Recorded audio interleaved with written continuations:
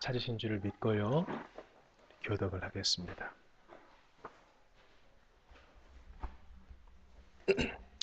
제가 먼저 1절을 봅니다. 안식일에 예수께서 한 바리새인 지도자의 집에 떡 잡수시러 들어가시니 그들이 엿보고 있더라. 주의 앞에 수종병 든 한 사람이 있는지라.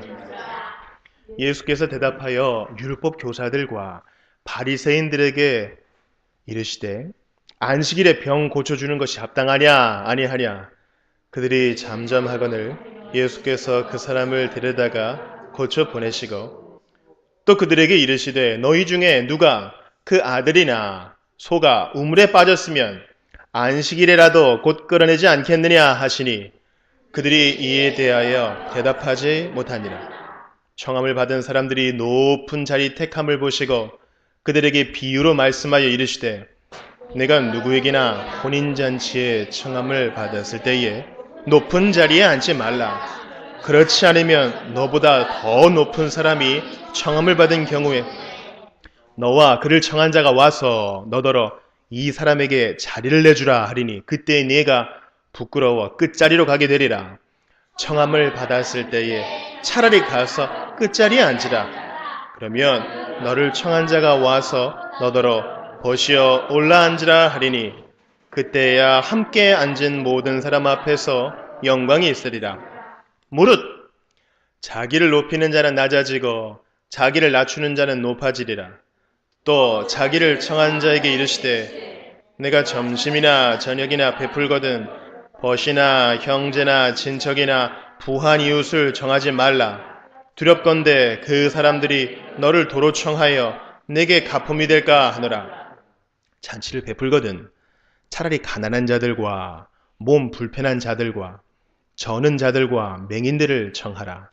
그리하면 그들이 갚을 것이 없으므로 내게 복이 되리니 이는 의인들의 부활 시에 내가 갚음을 받겠음이라 하시더라. 함께 먹는 사람 중에 하나가 이 말을 듣고 이르되 무릇 하나님의 나라에서 떡을 먹는 자는 복되도다 하니 이르시되 어떤 사람이 큰 잔치를 베풀고 많은 사람을 청하였더니 잔치할 시각에 그 청하였던 자들에게 종을 보내어 이르되 오소서 모든 것이 준비되었나이다 하매 다 일치하게 사양하여 한 사람은 이르되 나는 밭을 샀음에 아무래도 나가 보아야 하겠으니 청컨대 나를 양해하도록 하라 하고 또 한 사람은 이르되 나는 소 5겨리를 샀음에 시험하러 가니 청컨대 나를 양해하도록 하라 하고 또 한 사람은 이르되 나는 장가 들었으니 그러므로 가지 못하겠노라 하는지라.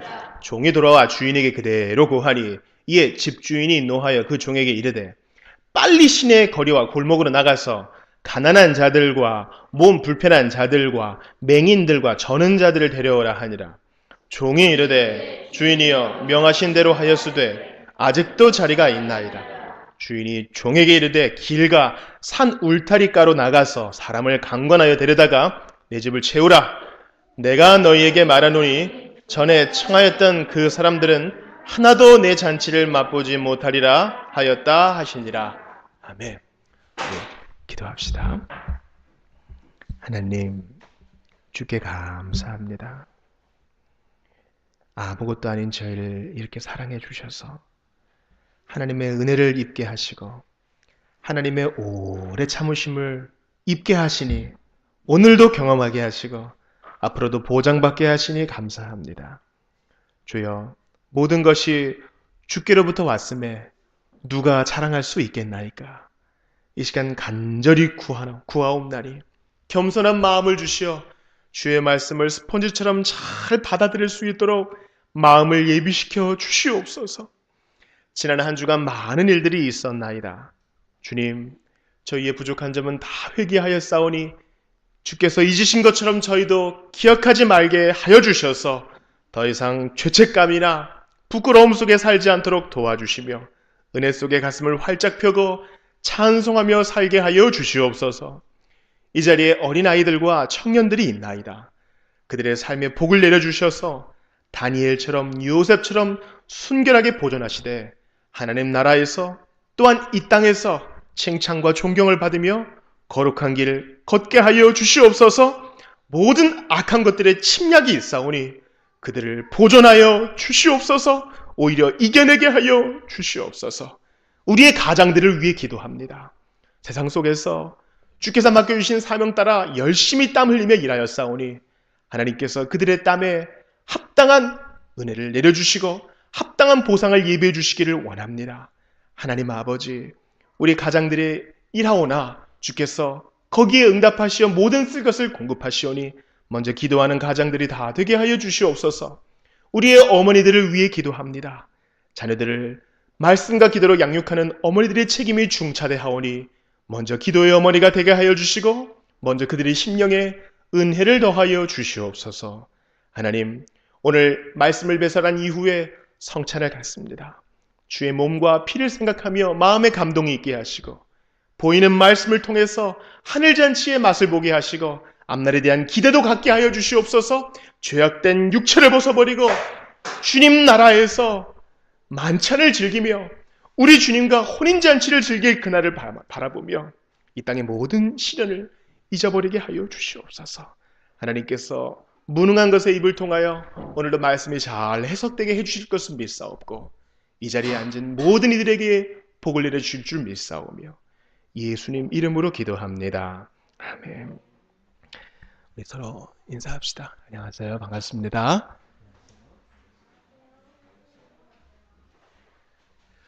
우리 주보 사면의 교회 소식을 간단히 보겠습니다. 먼저 오늘은 매달 첫 번째 주일에 있는 성찬식이 있습니다. 성찬은 우리 세례를 받은 장년 교인들에게만 허락이 됩니다. 따라서 아직 초등부에 있는 어린이들은 조금만 기다리시면 되겠습니다. 이제 문답을 할 때까지, 입교를 할 때까지 성찬을 준비하는 시간이라고 할 수 있겠습니다. 주중 성경 통독입니다. 이제 어제부로 열왕 사무엘 하가 끝났고 이번 주에는 열왕기 상에 들어가게 되겠습니다. 영의 양식을 잘 섭취해 주시기를 바랍니다. 오늘 오후에 달란트 시장이 있습니다. 어린이와 장년이 한 20-30분 먼저 모임을 간단히 가지고 달란트 시장을 하는데 개혁교회 무슨 달란트 시장이냐 이렇게 얘기할 수 있겠습니다. 그러나 이것은 그저 먹고 마시며 재미를 즐기자 하는 것이 아니라 우리가 부족하지만 우리가 주님을 섬긴 것에 대해서 하나님은 상급을 예비해 주신다. 이것을 연습하는 잔치라 할 수 있겠습니다. 지난번에 했던 것처럼 장년들의 도움을 구합니다. 다음 주일은 입당 1년을 감사하며 예배하는 시간을 갖겠습니다. 무슨 특별한 무슨 감사와 헌신 예배를 드리는 것이 아니라 그것을 기억하며 감사하는 시간을 갖겠습니다. 지난 주일 날씨나 여러 가지 걱정거리가 있었지만 무사히 풍성하게 야외 예배 잘 마치게 하신 하나님께 감사드립니다. 수고해 주신 분들께도 감사를 표합니다. 에콰도르 지진 피해 돕기를 기아대책기구를 통해 하려 합니다. 우리 장년들 오후 모임할 때에 의논을 하도록 하겠습니다. 오늘은 누가복음 강의 27번째 시간입니다. 자기를 낮추는 자. 우리 지난 주일에는요 올림픽공원에서 야외 예배를 드리면서 누가복음 강의 26번째 시간을 가졌습니다. 이 주변에 우리의 그 관심을 끄는 것들이 너무 많아가지고요 말씀에 좀 집중하기 어려울 수도 있었을 것 같아요. 아주 뭐 비싼 앵무새, 큰 앵무새, 사람을 두려워하지 않는 앵무새가 있어서 말씀에 집중하기가 좀 어려웠을 거라 생각합니다. 그래서 제가 화요일 새벽 예배 끝나고 리바이벌을 했습니다. 이 자리에서. 여러분들이 앉아 계시다고 생각하고요. 그래서 주보에 있는 설교 요약과 교회 홈페이지에 있는 설교를 참고해 주시기를 바랍니다.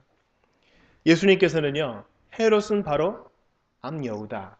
그런데 나는 암탉이다. 이렇게 자신을 말씀하셨습니다. 어떤 사람이 예수님께 와서 물어보죠. 구원을 몇 명이나 받겠습니까?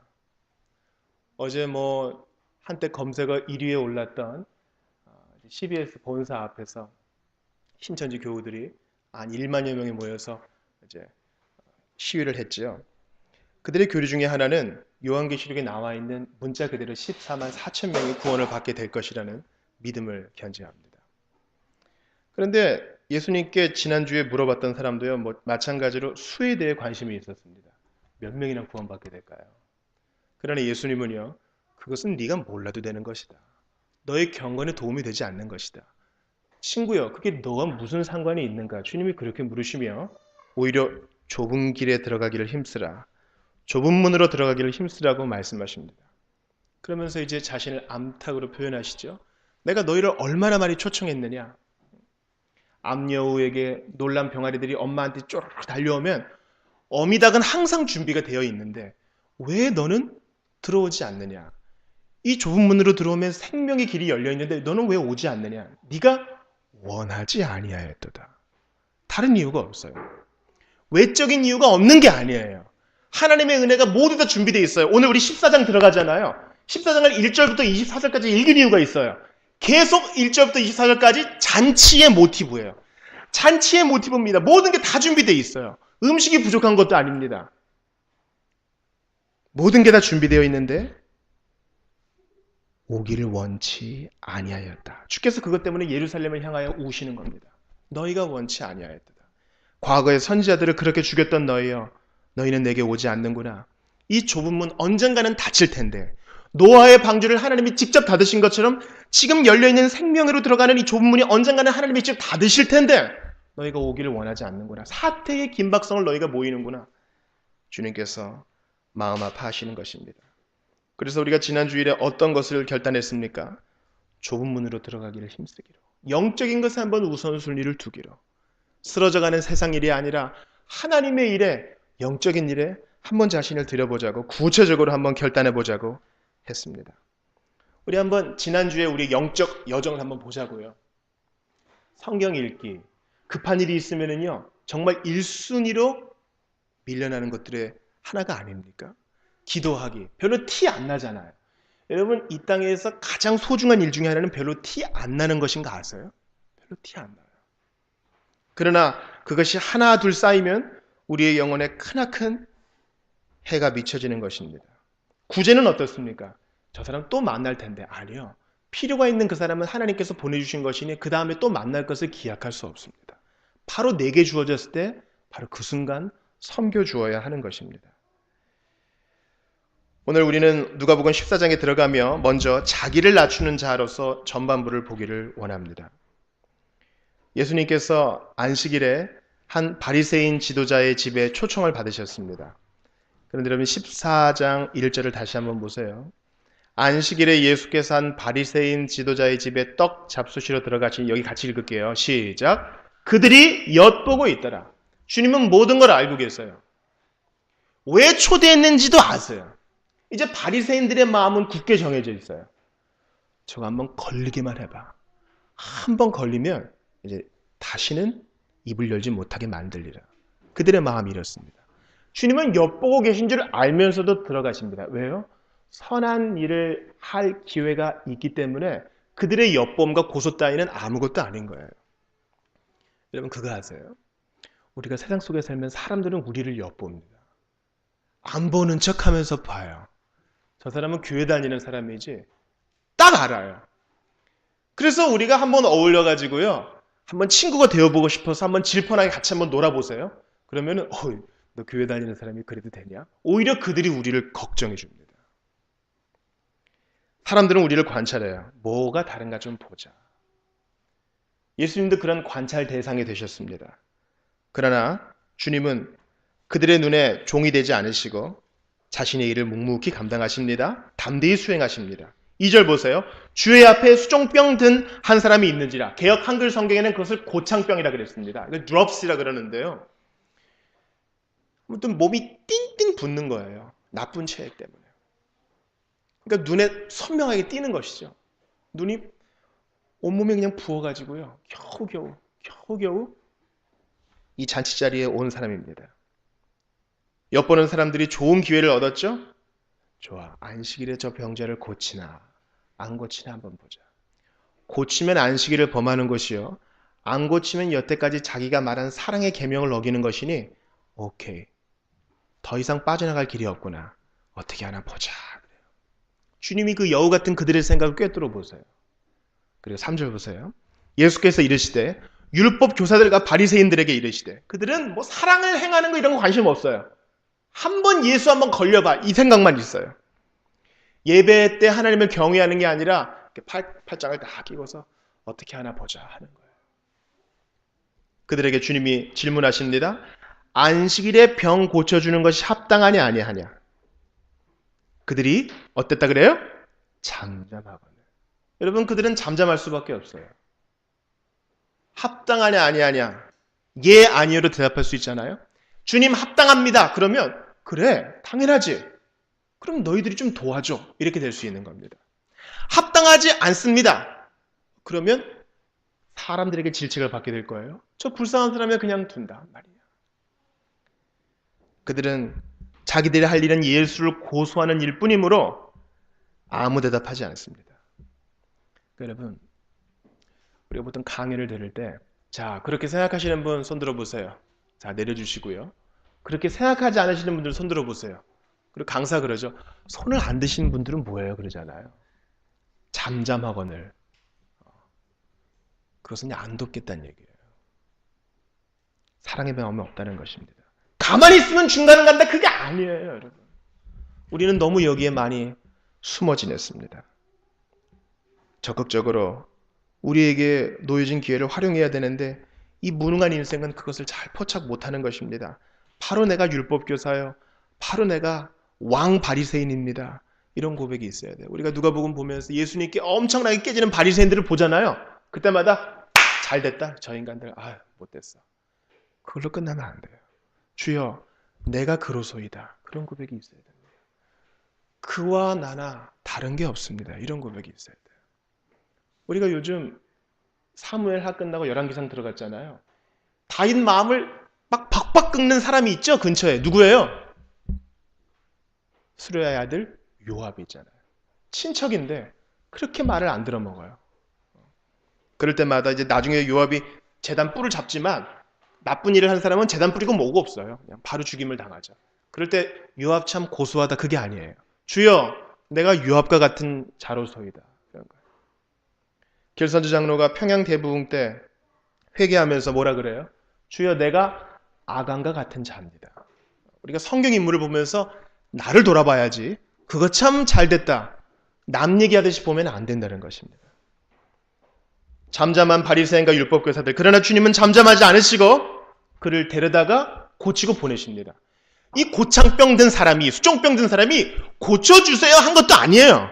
예수님께서 보고 불쌍히 여기시어 이리 와라 고치시고 보내줍니다. 우리가 예수를 믿는 것도 이와 마찬가지예요.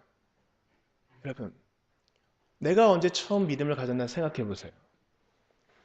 이것저것을 따져봐서 예수 믿는 게 득이 될 것 같아. 그래서 예수를 믿기로 결정. 아무래도 잃는 것보다는 얻는 게 많은 것 같아. 그래서 예수 믿기로 결정. 이렇게 믿는 사람은 아무도 없어요. 아무도 없어요. 여러분 2주 전에 바로 이 자리에서 우리 선교사님 말씀 들었잖아요. 라마 불교에 잠식된 지역, 이슬람에 잠식된 지역에 주님이 어떻게 찾아간다고 그랬어요? 꿈으로. 글을 못 읽으니까 꿈으로. 여러분 우리가 이 개혁파 교리에서 이적과 환상이 중지되었다 이렇게 말하는 것은 옳지 않아요. 하나님께서는 일반적으로 성경과 교사를 통해 말씀하신다. 이것이 우리의 믿음이에요. 그러니까 환상과 계시를 부인하는 것은 아닙니다. 이적을 부인하는 것은 아니에요. 하나님께서는 복음이 피폐된 지역에 처음 복음을 심으실 때 그런 일들을 허락하시는 거예요. 주님이 먼저 그들에게 찾아간 거잖아요. 우리도 마찬가지예요. 내가 예수 믿기로 결정해서 예수 믿는 사람은 한 사람도 없어요. 주님이 어떻게든 전도자를 붙여주셨고 예수 믿는 가정에서 태어나게 하셨고 누군가를 통해 배움을 갖게 하셨고 그렇게 된 것입니다. 주께서 먼저 우리를 사랑하셨기 때문에 이 수종병자 든 사람과 우리가 똑같은 거예요. 그러면서 주님이 이제 율법교사들과 바리새인들을 책망하십니다. 5절을 보세요. 같이 읽을게요. 시작. 또 그들에게 이르시되 너희 중에 누가 그 아들이나 소가 우물에 빠졌으면 안식일이라도 곧 끌어내지 않겠느냐. 그렇죠. 안식일에 아들이 우물에 빠졌어요. 아이고 어떡해 내 아들 이러고 구해내는 게 당연한 일이잖아요. 그런데 그보다 더 불쌍한 이 고창병 든 사람, 수종병 든 사람은 신경도 안 쓰느냐? 여러분 예수 믿는 사람은 사람 된 매력이 있어야 돼요. 신자가 되기 전에 사람이 되어야 됩니다. 교리는 아는데 너무너무 깍쟁이에요. 그것은 옳지 않아. 성경은 조금 아는데 사람 냄새가 안 나면 전도가 되겠습니까? 주께 영광이 되겠습니까? 너희 소가 우물에 빠졌으면 안식일이라도 곧 끌어내지 않겠느냐? 소는 너희 큰 재산이지. 그거 아까워서라도 너희 꺼내줄 거야. 그런데 아브라함의 자손인 이 사람이 왔는데 어떻게 그냥 보내겠느냐? 그런 겁니다. 사랑하는 여러분, 우리의 선배들은 사람 냄새를 풍기며 한때는 장례를 도맡아 하며 주의 복음을 전했습니다. 양밭집 규수라 해도 팔을 걷어붙이고 염을 해주고 친히 장례를 해주었습니다. 그 사람이 설령 전염병에 걸려 죽은 사람이라 할지라도 그렇게 했다는 것이에요. 오늘날에는 적용이 다를 수 있겠으나 우리는 사람 냄새를 풍기는 교인이 되어야 하는 것입니다. 그들이 이에 대하여 대답하지 못합니다. 이제 주님이 계속 이 잔치의 모티브를 가지고 계속 말씀하십니다. 7절부터 14절까지는요. 너희들 말석에 앉아라. 그래서 주인이 불러가지고 상석에 오는 게 훨씬 영예로운 일이지 처음부터 좋은 자리에 앉아있다가 높은 사람 와서 쫓겨나면 그게 무슨 영광이겠느냐 그렇게 말씀하십니다. 그것이 바로 오늘 설교의 제목이죠. 자기를 낮추는 자. 저는 오늘 본문에서 자기를 낮추는 자, 겸손한 자 몇 사람과 자기를 높여서 불행에 빠진 자, 교만한 사람들 몇 부류를 좀 찾아보고 싶은 것입니다. 먼저 겸손한 사람이 있죠. 겸손한 사람은 누구입니까? 오늘 본문의 13절을 보세요. 같이 읽어보겠습니다. 시작! 잔치를 베풀거든 차라리 가난한 자들과 몸 불편한 자들과 저는 자들과 맹인들을 청하라. 겸손한 자들은 바로 이런 자들이에요. 겸손은요, 여러분, 자기 비하가 아니에요. 제가 너무너무 좋아하는 마이클 카드라는 아티스트가 있어요. 집회를 했습니다. 마이클 카드 선생님 오늘 은혜를 많이 받았습니다. 그런 말씀 마세요. 음정도 떨어지고 기타도 틀렸어요. 그가 고백하기를 이것은 참된 겸손이 아니었다 그런 거예요. 참된 겸손은 자기를 무조건 비하하는 게 아니에요. 제가 부족했어도 하나님이 일하셨으니 감사합니다. 이것이 참된 겸손입니다. 참된 겸손은 따라해보세요. 바른 지식. 바른 지식으로부터 시작됩니다. 참된 겸손은 내가 바로 13절에 나온 것처럼 가난한 자고 내가 바로 몸 불편한 자고 내가 바로 저는 자며 내가 바로 맹인인 것을 인정하는 데에서부터 시작됩니다. 주님 저는 죄인이로소이다. 여기서부터 참된 겸손이 시작되는 거예요. 바른 지식으로부터 시작됩니다. 하나님은 하나님 되십니다. 하나님은 모든 죄인에 대하여 분노하고 진노하고 다 멸절시키시는 것이 당연하지만 하나님께서 피조물 된 나를 불쌍히 여기시어 구원하시니 영광을 돌립니다. 여러분 13절에 나와 있는 가난한 자들, 몸 불편한 자들, 저는 자들, 맹인들은요. 율법사들과 바리새인들과 같지 않아요. 잔치에 청하면 고맙습니다 하고 와서 맛있게 먹어주고 인사하고 가는 사람들입니다. 우리나라에선 처음부터 선교 초기부터 교회에서 점심을 주지 않았습니다. 그저 어른들이 교회 앞마당에서 담배 같이 나누어 피고 돌아가는 게 일상이었죠. 그러다가 교회에서 점심을 제공하기 시작할 때 주로 이제 국수를 했다 그럽니다. 국수를 하면은 손이 많이 필요 없고 밥에 비해서 준비가 좀 덜 든다고 그렇게 얘기했었나 봅니다. 그렇게 되면 그때는 동네 거지들과 가난한 사람들이 와서 부담 없이 국수 한 그릇 얻어먹고 가는 것이 관례였다고 합니다. 여러분, 시대가 많이 달라졌지만 우리 교회는 13절처럼 가난한 자들과 몸 불편한 자들과 저는 자들과 맹인들 그런 자들에게 정말 겸손을 배우고 있는가? 저는 그것을 돌아보기 원해요. 주일마다 우리 교회에 와서 반찬을 얻어가시는 분이 있어요. 어려우니까 좀 도와주십시오. 거의 출근하도 오시는 분들이 있어요. 저는 기도해드리고 11시 예배를 좀 같이 드렸으면 좋겠습니다. 꼭 예수 믿으십시오 얘기를 합니다. 그런 분들을 주중에 봅니다. 그러면 저보다 한참 어른들이시죠. 그래도 얼마나 깍듯하신지 몰라요. 마치 저를 어른 대하듯 합니다. 그럴 때마다 참 부끄러워요. 단지 목사가 교회를 통해 몇천 원을 주어줘서가 아니라 그들은 자기가 대접받고 있다는 사실에 고마워하고 있는 것입니다.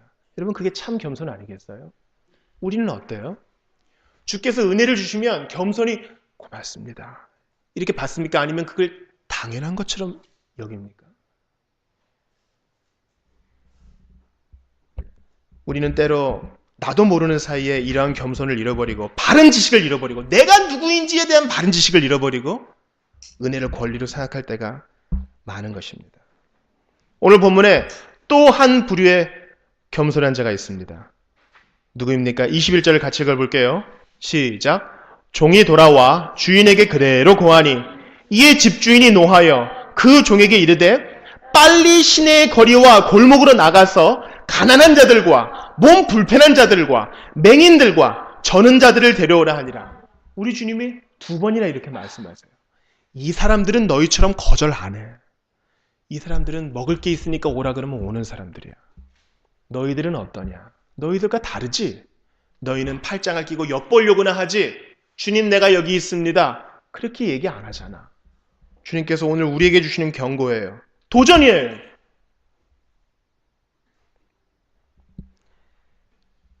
평양 산정환교회에 조만식 장로가 있었습니다. 많은 분들이 조만식 장로가 참 위대한 민족의 지도자인 것을 아실 거예요. 우리 민족 스스로 살게 하기 위해 이분이 얼마나 동분서주했습니까? 훌륭한 지도자세요. 근데 조만식 장로님이 산정환교회를 다닐 때 주기철 목사님이 담임 목사셨어요. 교회에서는 장로이고 밖에서는 지도자였던 이분이 하필 그날따라 예배를 늦었다 그럽니다. 당시에는 여러분 권징이 상당히 보편화되었습니다. 그래서 이제 권징을 좀 하셨죠. 조장로님, 하나님 앞에 예배 드리는데 시간을 이렇게 못 지킬 수 있습니까? 성도들에게 덕이 안 될 일을 할 수 있습니까? 그래서 오늘은 서서 예배를 드리십시오. 그러니까 사실은 위대한 순교자의 더 위대한 장로님인 거예요. 그걸 그대로 순종하셔요. 그래서 산정교회 저 뒤에서 서서 예배를 드립니다. 그리고 예배가 끝나고 허락을 얻어가지고 교우들 앞에 나와서 눈물로 회개를 합니다. 제가 장로로서 덕을 세우지를 못했습니다. 본을 보이지 못했습니다. 그래서 눈물로 회개를 합니다. 여러분 오늘날과 같이 이런 사회에서 이런 일이 똑같이 일어난다면 아마 그 교우는 그 다음 주일에 더 이상 얼굴을 못 보게 될지 모르겠어요. 그러나 저는 그 조장로님의 그 겸손의 마음에 좀 감동을 받는 것입니다. 나 같으면 그렇게 할 수 있을까? 그런 생각이 드는 거예요. 사랑하는 여러분, 참된 겸손은요, 바른 지식에서 시작된다 그랬어요. 내가 어떤 사람인가를 인정하는 데에서 시작하는 거예요. 다윗이 목욕하는 밧세바를 보고 마음이 동하여가지고 데려와서 동침하고 아이를 갖게 되었습니다. 주님 앞에 큰 잘못을 저지른 거예요. 나단이 여러 가지 나단의 비유를 말씀할 때 그놈을 죽여라. 그때 나단이 뭐라 그럽니까? 당신이 그 사람이다. 가난한 이웃집의 동물을 빼앗은 사람 바로 당신이 그 사람이라 지적해요. 그때 다윗의 반응이 대단해요. 우리 같으면 어쩔 수 없었어요. 하필 내가 그걸 보게 돼서 어쩔 수가 없었어요. 변명을 할 텐데 다윗은 당신의 말이 맞습니다. 내가 여호와께 죄를 범했습니다. 이렇게 얘기해요. 그게 여러분 참된 겸손이에요. 바른 지식에서부터 시작하는 거예요. 하나님은 심판자시고 존귀하신 아버지신데 나는 부족한 죄인입니다. 이걸 인정하는 데에서부터 겸손이 시작돼요. 무조건 자기를 깔고 뭉개는 게 겸손이 아니라 그랬어요. 나는 가만히 있으면 도저히 초청받을 수 없는 가난한 자요, 몸 불편한 자요, 맹인이요, 영적으로 저는 자입니다. 이것을 인정하는 것이 참된 겸손인 거예요.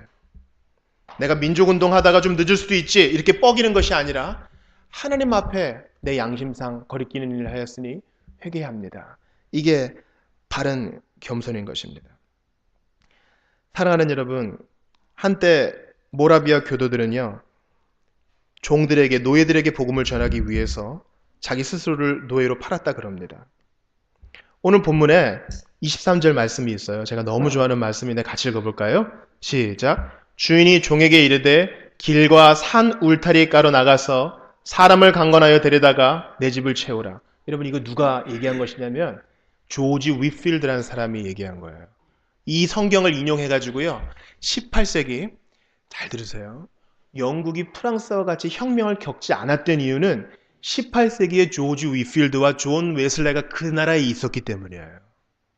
그래서 산업혁명을 겪고서도 혁명 없이 안정된 나라를 이끌 수 있었던 것은 바로 복음 전도자들이 거기 있었던 거예요. 조지 위필드가 바로 그 모라비아 교도들에게 감화를 많이 받습니다. 자기를 종으로 팔아서 선교하는 그 경건주의자들에게 많은 도전을 받아요. 그런데 미국 식민지에 가서 복음을 전하고 돌아오니까 사람들이 이제 싫어하기 시작해요. 영국 성경의 사제거든요. 너무 사람들을 몰고 다니고 별로 마음에 안 들어. 그래서 나라에서 더 이상 위필드에게 강단을 주지 말아라 이렇게 명령이 떨어졌어요. 그러니까 어떻게 해요? 이 말씀을 이용하면서 아니야. 복음을 들을 사람이 많이 있어. 그래서 탕방촌에 가가지고 사람들을 모읍니다. 벤자민 프랭클린이 조지 위필드가 몇 명에게 복음을 전했는지 숫자를 계산했어요. 2만 명? 15,000명? 다 만 단위로 끝나요. 전 놀라워요. 어떻게 사람의 육성으로 10,000명이 넘는 사람에게 메시지를 전할 수 있는지. 예수님도 그러셨으니까요. 조건이 있어요. 사람들이 조용하면 돼요. 듣고자 하면 들려요. 그래서 조지 위필드가 이 말씀을 인용하면서 탄광촌에 있는 정말 무지몽매한 사람들에게 복음을 전하니까 놀라운 일들이 벌어져요. 탄광촌에서 일하다가 얼굴이 새까매진 사람들이 눈물 때문에 얼굴이 하얘지는 일들이 일어나는 거예요. 여러분, 탄광촌에서 사람들에게 무시당하는 바로 그 사람들이 바로 겸손한 사람 아니에요? 내가 은혜가 필요한 사람입니다. 그거 인정하는 게 참된 겸손 아니냐고요. 그런데 오늘 본문에는 그 겸손과 정반대되는 교만한 사람이 있습니다. 이미 앞부분에서 찾아봤던 바리새인들, 엿보려고 은혜를 받기는커녕 어떻게 한번 걸려봐. 그걸. 무디가 영국에 왔을 때 무디가 문법이 틀리는 걸 이렇게 골랐던 그런 학생들, 그런 교만함이 있는 거예요. 겸손히 나의 처지를 인정하지 않고 나는 은혜가 필요한 사람입니다. 그걸 인정하지 않고 딴 길에 자꾸 들어서는 거예요. 특별히 오늘 본문 15절에서 24절 사이에는요. 딴 길에 접어든 겸손하지 못한 자들이 있어요. 잔치에 처음을 받았어요. 그런데 한 사람이 어떻게 사용합니까? 18절 보세요. 같이 읽습니다. 18절 시작. 다 일치하게 사용하여 한 사람은 이르되 나는 밭을 샀음에 아무래도 나가보아야 하겠으니 청컨대 나를 양해하도록 하라. 첫 번째 사람은 밭을 사야 됐어요. 두 번째 사람은 소를 샀어요. 세 번째 사람은 장가 들었어요. 밭, 소, 장가 좋은 거예요. 나쁜 게 아니라고요. 그 자체로는 가치 중립적인 거예요. 어떻게 보면 선한 것이죠. 결혼 얼마나 좋아요. 땅을 사면 얼마나 좋아요. 황소 얼마나 좋아요. 오늘날에 따지면 무슨 차나 집이라고 할 수 있겠죠. 좋은 거예요. 그런데 더 좋은 잔치가 있는데, 주인이 배설한 잔치가 있는데 최선보다 차선을 택하는 거예요. 이게 여러분 우리의 너무나 우상숭배의 위험 앞에 우리가 있는 것입니다. 나는 밭을 샀으니 아무래도 나가보아야 하겠다. 뭡니까? 밭을 사기 전에 밭을 보지 않고 사는 사람은 없지요. 그런데 하필 주인이 배설한 잔치가 있는 바로 그날 꼭 봐야겠다는 거예요. 두 번째 사람은 소를 5결이 샀으니 시험하러 가야겠다. 여러분, 소를 사기 전에 이빨도 만져보고 힘도 테스트해보지 않고 그냥 사는 사람은 없어요. 근데 하필 그날 시험해봐야겠다는 거예요. 세 번째 사람은 장가 들었으니 그러므로 가지 못하겠노라. 여러분, 장가를 들었으면 그 배우자는 영원토록 그 사람의 것입니다. 근데 하필 그날 내 배우자와 있어야 되겠다는 것이에요. 최선이 아닌 차선을 택한 겸손하지 못한 사람입니다. 그들은 한 가지로 사용합니다. 핑계를 대는 것입니다. 여러분, 부모님들이 아이들에게 뭔가를 시킬 때 잠깐만요, 이것 좀 하고요. 하필 지금 그걸 하는 거예요. 부모가 볼 때 지금 중요하게 해야 될 일이 있는데 하필 다른 소중하지 않은 일을 하는 것입니다. 우리가 하나님 앞에 이렇게 살까 너무나 두려운 것입니다. 때때로는 혈육이 가까운 사람이 소나 밭과 같은 가치 중립적인, 아니 어쩌면 선하게 보일 수 있는 그것이 우리의 겸손을 방해할 수 있다는 사실을 기억하십시오. 근데 이 사람들이 얼마나 젠틀하게 사용해요? 여러분 18절 보세요. 청컨대 나를 양해하도록 하라.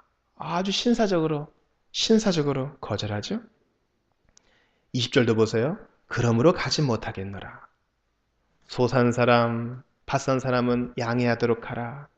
장가든 사람은 가지 못하겠습니다 해요. 그러나 주인은 어떻게 얘기합니까? 노하였다 그렇게 말해요. 여러분, 이렇게 친절한 거절이 하나님의 진노를 자아냅니다. 복음을 거절하는 것은, 하나님의 나라를 거절하는 것은 그저 그렇구나 그게 아니에요. 하나님의 진노를 자아내는 것입니다. 예루살렘아 예루살렘아 암탉이 병아리들을 모음같이 내가 얼마나 너희를 불렀느냐. 너희가 원하지 아니하였도다. 예수님의 탄식과 똑같이 맥을 같이 하는 것입니다. 사랑하는 여러분, 저는 오늘 겸손의 마지막 예로 우리 예수님을 들고 싶습니다. 우리 주님이 얼마나 겸손하세요. 저 하늘 보좌에서 이 낮고 낮은 땅까지 그분에 떨어지면 이 세상 그 무엇과도 비교할 수 없는 겸손입니다. 사람들이 자기를 알아보지를 못해요. 내가 만든 블럭이 벌떡 일어나가지고 나를 철썩 때린다고 생각해 보세요. 기분이 엄청 나쁠 거예요. 그죠? 우리 주님이 만드신, 말씀으로 만드신 사람이 우리 주님을 철썩 때리고 우리 주님을 엿보고 믿지 아니하고 바알세불에 들린, 귀신 들린 자다 이렇게 얘기할 때 우리 주님의 마음이 얼마나 아팠을까요? 그래도 주님은 겸손히 계속 섬겨주세요. 십자가에 달리실 때까지 실오라기 하나 걸치지 못한 채 그 고난을 당하시면서도 우리 주님은 아버지 저들을 용서해달라고 기도하셔요. 그 겸손, 그 어려운 걸 해내십니다. 우리 주님이. 그리고 오늘도 우리를 겸손으로 섬기세요. 우리를 끝까지 기다려주시고 포도원 지기에게 청한 것처럼 주님 1년만 기다려주십시오. 내가 두릅하고 걸음을 주겠습니다. 겸손히 우리를 섬겨주세요. 겸손은 큰 목소리를 내지 아니하고 오늘도 묵묵히 나의 일을 하면서 그를 기다려주시는 겁니다. 언젠가는 돌아오게 되겠지. 언젠가는 돌아오게 되겠지. 사랑하는 여러분, 수로보니게 여인 기억하지 않습니까? 우리 주님이 은혜를 구하는 그녀에게 뭐라 그래요? 주인의 떡을 개에게 던지는 것이 마땅치 않다. 기분 나빠요. 자존심 상해요. 그러나 그녀는 포기하지 않습니다. 맞습니다. 저는 유대인이 아니에요. 이스라엘 사람이 아니에요. 그래도 밑에 있는 부스러기를 개들이 먹습니다. 주님. 그녀가 물러서지 않아요. 겸손함으로 주님께 나아가니 그녀는 예수님께 복을 받고야 말았습니다. 사랑하는 여러분, 말씀을 마치고자 합니다. 누가 하나님 나라에 들어갑니까? 자기를 낮추는 자. 누가 천국에 들어갑니까? 겸손한 자. 겸손은 무엇입니까? 바른 지식. 무엇이 바른 지식입니까? 나는 주님을 배반한 죄인이요. 하나님은 모든 인류를 심판하실 수 있는 왕이시지만 주께서 나를 긍휼히 여겨주셨다. 이 사실을 잊지 않는 것입니다. 사랑하는 여러분, 자기 비하가 겸손이 아닙니다. 내가 어떤 사람임을 우리 자신이 알고 있지 않아요? 바리새인처럼 주님을 엿보고 잔치를 거절하고 이런저런 핑계를 대면서 소도 시험해야 됩니다. 밭도 봐야 됩니다. 나는 가정에 있습니다. 여러 가지 차선적인 핑계를 대면서 주님의 초청을 거부하지는 않습니까? 이번 한 주간 살아가면서 겸손의 왕 예수님을 바라보며 우리 한번 자기를 낮춥시다. 하나님 나라에 들어가기 위하여 끊임없이 자기와의 싸움이 열중하시되 끝까지 겸손을 잃지 않는 우리 모두가 다 되기를 바라는 것입니다. 우리 한번 같이 기도하고 성찬을 나누기를 원합니다. 사랑하는 여러분, 예수님이 우리를 부르세요.